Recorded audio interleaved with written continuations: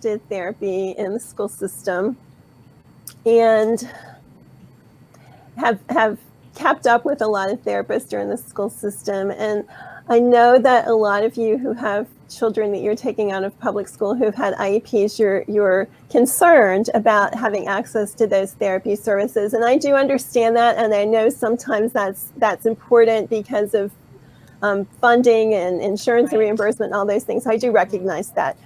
But as a therapist who's worked in the school system, it is different to work in the school system compared to having private clients or private patients.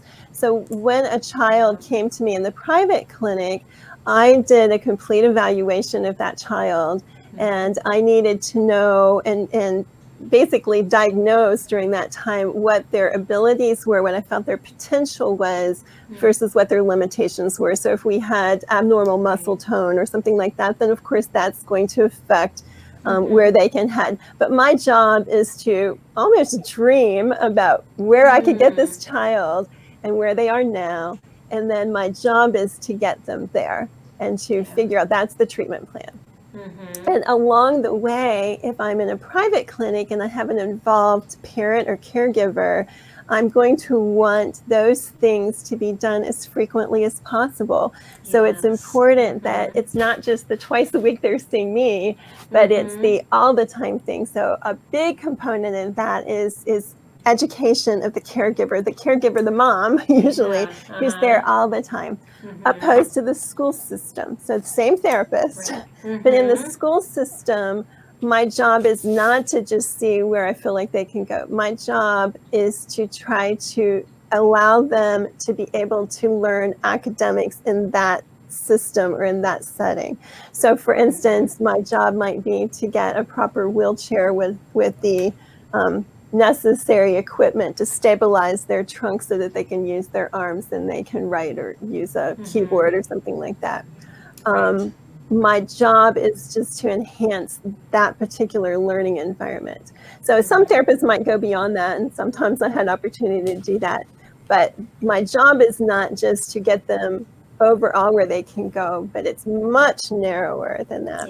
I'm also pinned in by an IEP. An IEP can be a good thing, but it can also tie your hands. So for instance, again, I had a student who was very severely, had severe brain trauma, and everything that could be done for him had actually been done. He needed a lot of equipment for weight bearing and things, but he had limited potential.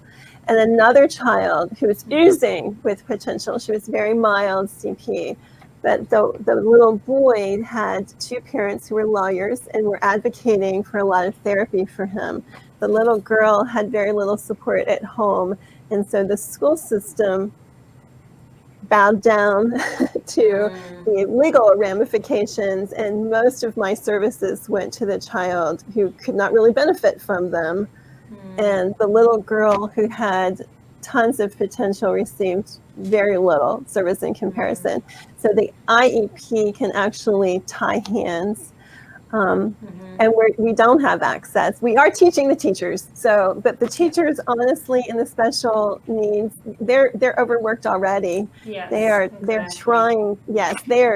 And there's some wonderful teachers in that setting, but what they can do in the amount of time they have is very limited. And yet the therapists in the school system don't have access to the parents. In fact, you might find that they're so used to parents not participating that they're not even thinking about wanting to help you out. You're going to, maybe if you find a good one who can help you, you're going to have to give them time to realize that you actually are an asset to them. You're right. But if you can get services from a private therapy, I highly recommend that.